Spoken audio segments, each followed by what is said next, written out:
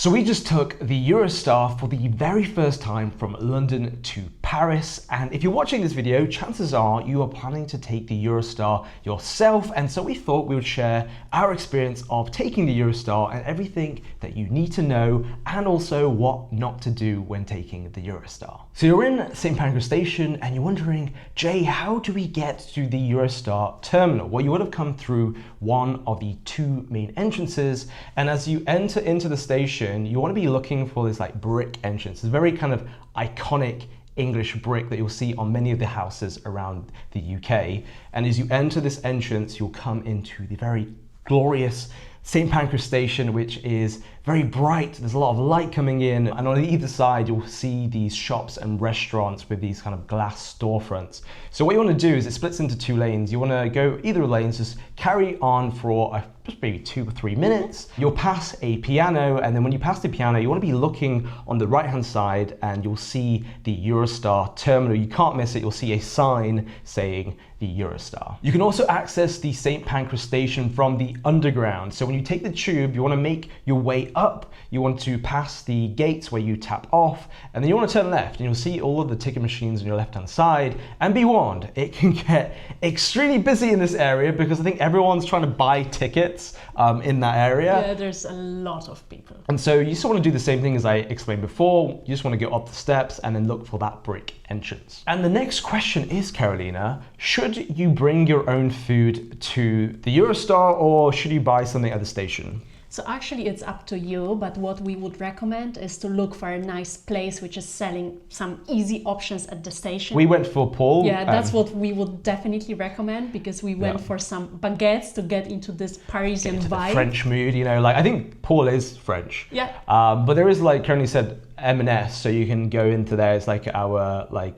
very kind of posh version of like a supermarket. But as Karolina said, you can bring your own food, which will save you money, and you have your own whatever you want. But what's really important is that you need to actually sort yourself out before heading to security, because we'll talk about that later, but then the options are very limited. Yeah, so when you enter the security, you'll be in this waiting area and there are more limited options there. So our recommendation is to have it from St Pancras. I think it's a little bit more pricey, let's say, in the St Pancras Station, but the options and the quality you get is definitely well worth it. And one thing to mention, there's also toilets. So if you need to sort yourself out, this is the area. Do that before you get to security, because as you will find later in this video, when we got through security to the waiting area, it was absolutely chaotic. Another option is on the Eurostar. So they have the Eurostar Cafe. What did you think about the Eurostar Cafe? I really liked the fact that I could grab myself a freshly brewed coffee, because I'm a coffee lover. But of course, Karolina's going to have a coffee at any opportunity. Obviously. Yeah. But I would say most of the options were quite overpriced, and there was a limited selection. You could buy actually some alcohol, even like some champagne or some wine. I think the prices weren't too bad. I just think that the options and the quality you're going to get on the Eurostar is not the best, and so it's best to probably buy things before you get onto the Eurostar. And actually at the Eurostar Cafe, you can buy a Navigo card, which we're going to be talking about the options for getting public transport later on in the video. We have a whole section for that. But you can buy it at the Eurostar Cafe, but actually the lady told us it's cheaper to get it from the station at Nord du Gard? Or Gare du Nord? Gare du Nord. I always get them mixed up. Gare du Nord. It's cheaper there. We'll talk about that later, but you can buy that on the Eurostar, but it's more expensive. So you're at the entrance to the Eurostar terminal. You've probably been to the toilet. You've probably purchased some food. You've got your luggage, and hopefully for this next part, you're going to need your passport. And that's because you're going to be going through security and immigration. So at the entrance, you'll see this electronic board that displays the times of all of the trains. And you also see someone holding up a sign, probably for your train, with the time on it.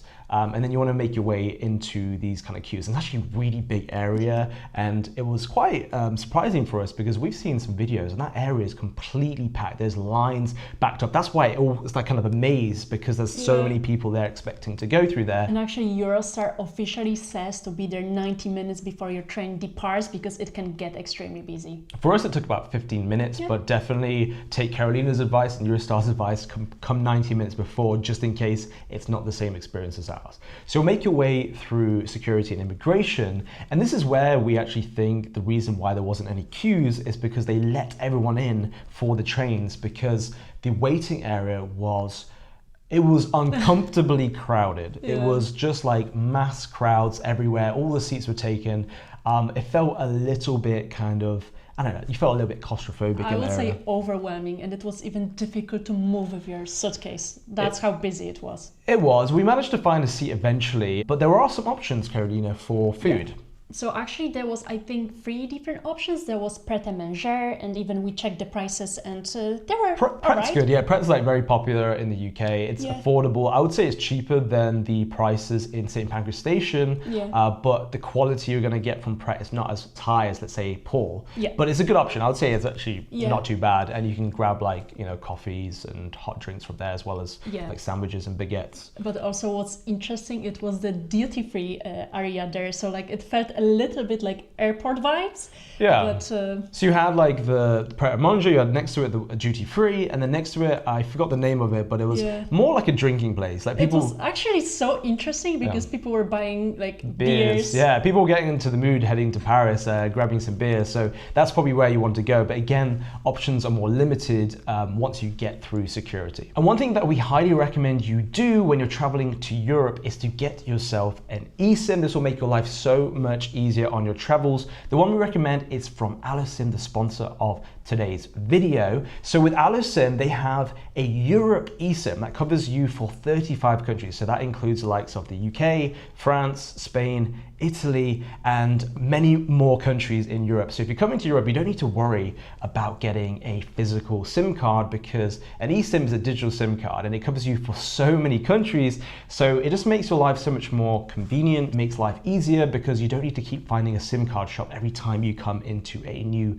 country. So when you're taking the Eurostar, when you arrive into Paris, it's very nice for us, because when we crossed into France from the UK, we had internet, and that's just going to make your life so much easier when you actually arrive into Paris, because as we're going to explain later on in the video, taking public transportation, getting to your hotel, having an eSIM, having access to internet is going to make your life so much easier. And so the one we recommend is from Allosim. We'll put a link in the description, or you can scan the QR code on screen. You can use our code at checkout, Karolina Travel, to get $3 off your first eSIM. So now you've been waiting enough and it's time to board your train, and on the screen they will put the notification 20 minutes before.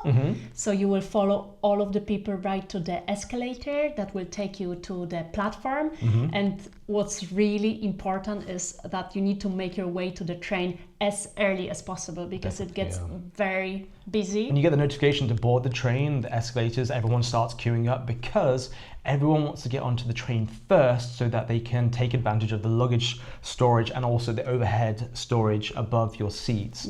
And so you make your way onto the train, and we were taking some photos from the nose of the train, and so we were one of the last ones to board.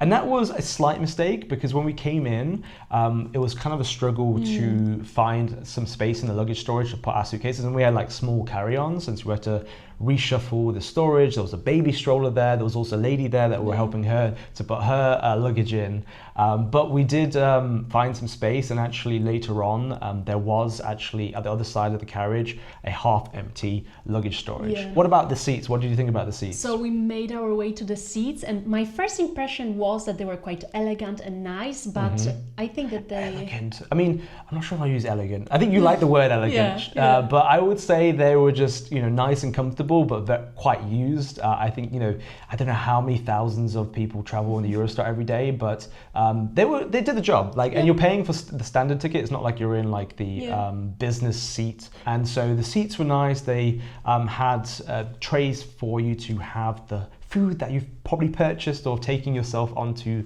the train. Yeah, literally everyone had the food with themselves, but also the leg space, like it was enough to sit comfortably, but because of our rucksacks, like we needed to put them in front of us. So one of the reasons why everyone wants to go onto the train as soon as possible is above your seats, the overhead storage is the first thing to get full. And so everyone's putting their rucksacks, people also putting suitcases up there.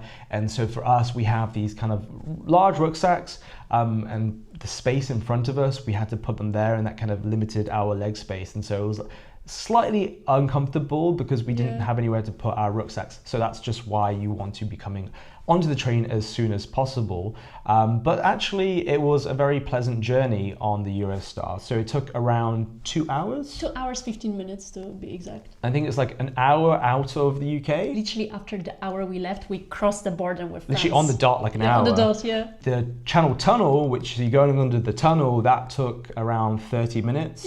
And then you arrive into France, and then you can start seeing the beautiful countryside. We actually saw a very nice countryside departing from the UK and then also arriving into Paris. Now, what's really interesting about the Channel Tunnel is that it's the longest underwater rail tunnel in the world. So it stretches from London to Paris. It's 50 kilometers long, and 37 of them kilometers are literally underneath the English Channel. And so as deepest point, you're literally 60 meters below sea level, and you have no idea, because you're literally in this tunnel, and now you might think, oh, you're in an underwater tunnel, you'll see like the ocean and the fishes going by. It's not quite like that. That would be pretty cool. But how cool is it that you're literally traveling underneath the water, underneath the sea? So the question is, Karolina, how much did we pay for our Eurostar tickets? So we actually booked our tickets 2 weeks in advance, and we paid 198 euros per person, which is actually quite expensive when you think about this. Quite expensive, 400 euros in total. But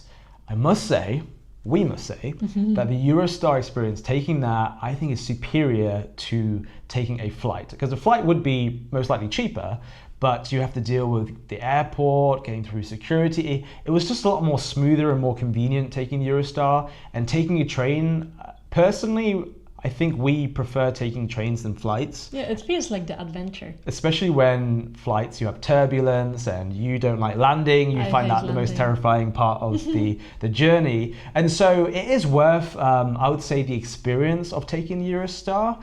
Now, we booked it like 2 weeks in advance, but if you actually booked it way more in advance, the chances of you finding cheaper tickets are much higher. We did look like far into the year, like later in the year. We went in May, and you could find tickets for like 65 euros as opposed to 198 euros per person. And so we would highly recommend booking as early as possible, not 2 weeks in advance, maybe even a month in advance, 2 months in advance. That's the best way you're going to find the cheapest tickets.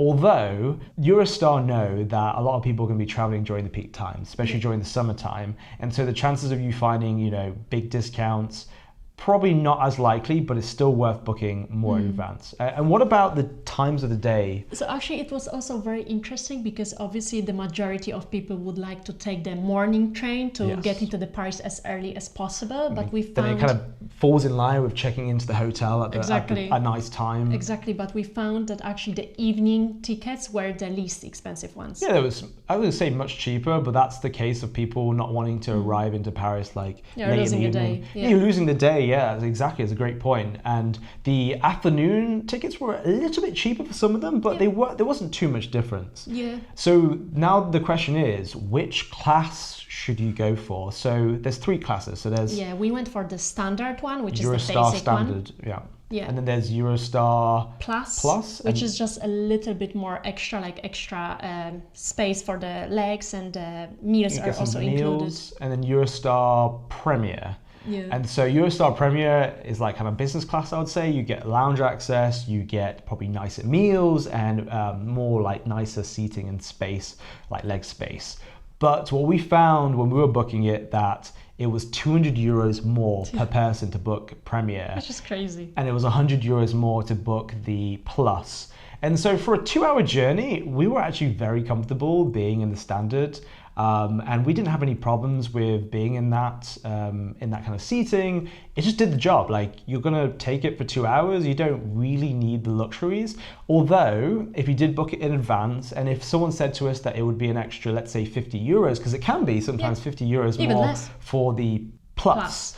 And it can be maybe even like 100 or 150 euros more for the Premier, having to like go between all the classes in my mind. But basically for us, standard was the way that I think most people would like to travel on the Eurostar. So I can save you some money right now when booking your tickets. Now you can book your Eurostar tickets on the main official website, that is no problem.